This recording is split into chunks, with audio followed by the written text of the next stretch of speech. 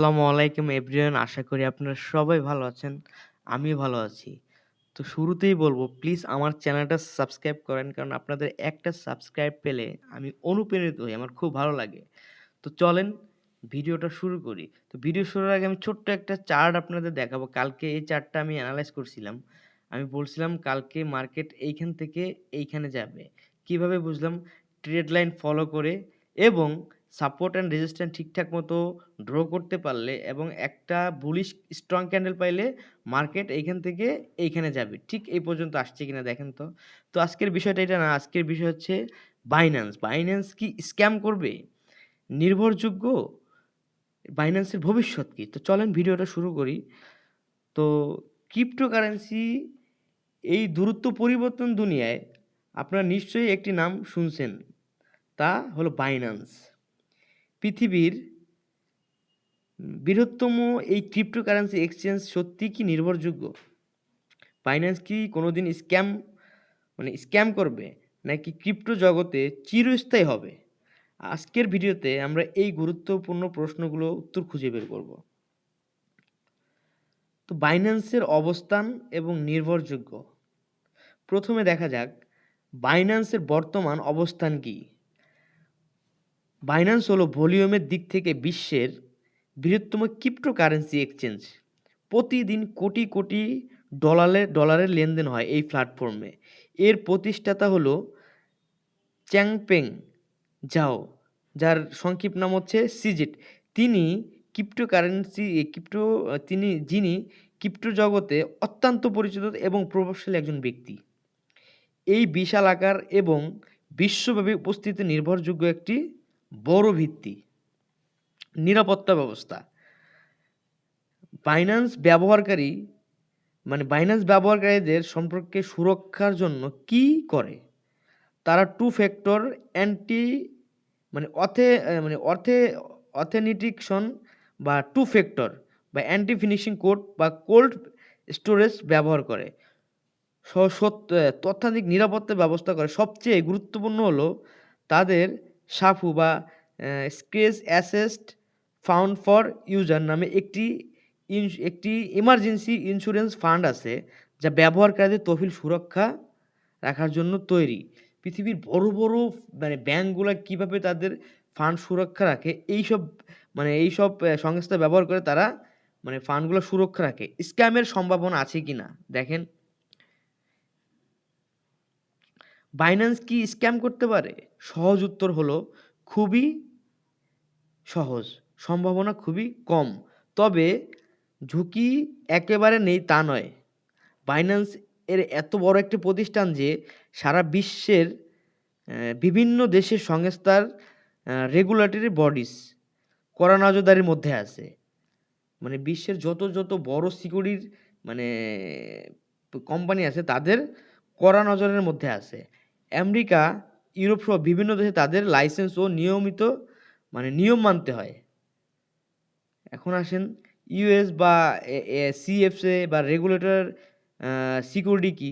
একটি প্রতিষ্ঠান প্ল্যাটফর্ম হঠাৎ করে বন্ধ হয়ে যাবে, বন্ধ হওয়ার বা গ্রাহকের টাকা নিয়ে পালিয়ে যাওয়া, এক্সিট স্ক্যাম প্রায় অসম্ভব। কারণ এতে তাদের খ্যাতি, ব্যবসায়িক কঠোর এবং সিজেটের নিজের স্বাধীনতাও তো মারাত্মকভাবে ক্ষতিগ্রস্ত হবে। এখন আসেন চ্যালেঞ্জিংয়ের বিতর্ক। তবে কিছু চ্যালেঞ্জ এবং বিতর্ক রয়েছে। বাইন্যান্সকে অতীতে বিভিন্ন দেশে আইনি নোটিশ ও নিয়ন্ত্রণ সংস্থার সমস্যার সম্মুখীন হতে হয়েছে। মানি লন্ড্রি, যেটাকে মানি লন্ড্রির সাথে আমরা সবাই জানি।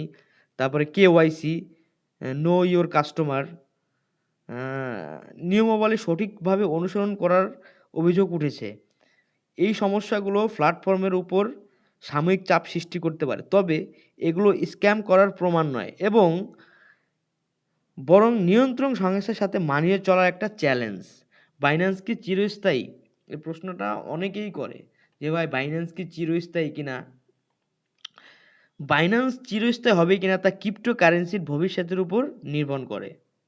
তবে বাইন্যান্স টিকে থাকার জন্য যে সুবিধা তৈরি করেছে, একটা হচ্ছে ইকোসিস্টেম। শুধু এটা চ্যালেঞ্জ নয়, বাইন্যান্সের নিজস্ব ব্লকচেন, স্মার্ট ব্লকচেন আছে, যা বিএনবি, এটা সবাই আপনারা যারা বাইন্যান্স ইউজ করেন তারা জানেন। এবং তাদের নিজস্ব বিএনবি আছে, বাইন্যান্স পে, বাইন্যান্স ল্যাব এর মতো অনেক উদ্যোক্তা রয়েছে। এটি সম্পূর্ণ ইকোসিস্টেম। তারা নিয়মিত নতুন পণ্য এবং সেবা নিয়ন্ত্রণে নিয়ে আসে, যা তাদের প্রতিযোগিতার থেকে এগিয়ে আসে। বাজার দখল, তাদের বাজারে বিশাল একটা অংশ নিয়ন্ত্রণ করে, যা তাদের অবস্থানকে খুবই মজবুত করছে। এখন বাইন্যান্সের ভবিষ্যতের ঝুঁকি, ক্রিপ্টো জগতে কোনো কিছুই 100% চিরস্থায়ী নয়।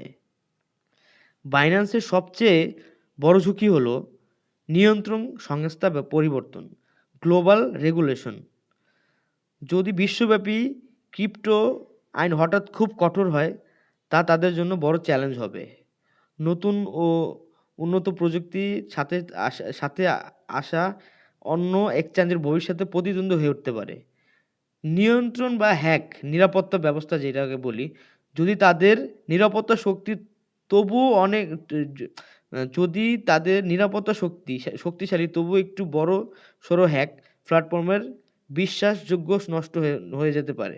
উপসংহার, তাহলে শেষ কথা কি?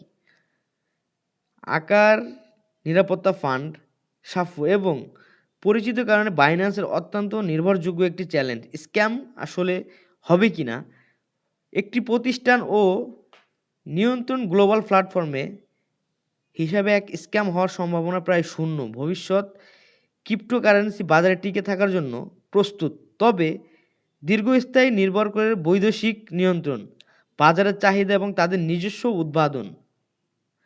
আপনি যদি বাইন্যান্স ব্যবহার করেন, তবে আপনার নিজের দায়িত্ব হলো সর্বদা 2 ফ্যাক্টর অ্যান্টিটেকশন চালু রাখা এবং কখনো আপনার প্রাইভেট বা পাসওয়ার্ড অন্য কাউকে না দেওয়া। হ্যাঁ, তো স্ক্রিনে ডিসক্লেমার দেখান, এটি কোনো আর্থিক সম্পর্ক সর্বদাই নিজেই গবেষণা করবেন। ভিডিও ভালো লাগে কমেন্ট করবেন, মতামত জানাবেন। বাইন্যান্স নিয়ে আপনার কোনো প্রশ্ন থাকলে আমাকে কমেন্ট করবেন। আর রোনালদোর সাথে বাইন্যান্সের আসলে কী সম্পর্ক? দেখেন, রোনালদো হচ্ছে বর্তমানে পৃথিবীর সবথেকে একজন বড় সেলিব্রিটি। তো বাইন্যান্স এর জন্যই রোনালদোর সাথে কোলাবোরেশন করছে। রোনালদো একজন বিশ্বস্ত পারসন। রোনালদোর প্রায় 500 আমার মনে হয় 1 বিলিয়ন ফলোয়ার, সব মিলে ইউটিউব, ইনস্টাগ্রাম, ফেসবুক মিলে, টুইটার মিলে 1 বিলিয়ন ফলোয়ার। যদি বাইন্যান্স স্ক্যাম করে, তাহলে আমরা কিন্তু সবাই রোনালদোকে গিয়েই ধরবো, এটা স্বাভাবিক। এর জন্য রোনালদোকে তারা ব্র্যান্ড অ্যাম্বাসাডর হিসেবে বানাইছে। এইটাই হচ্ছে রোনালদোর বাইন্যান্সে জড়িত থাকার কারণ। তো সবাই ভালো থাকবেন, চ্যানেলটা সাবস্ক্রাইব করবেন, পারলে শেয়ার করে সবাইকে দেখার সুযোগ করে দেবেন। আসসালামু আলাইকুম।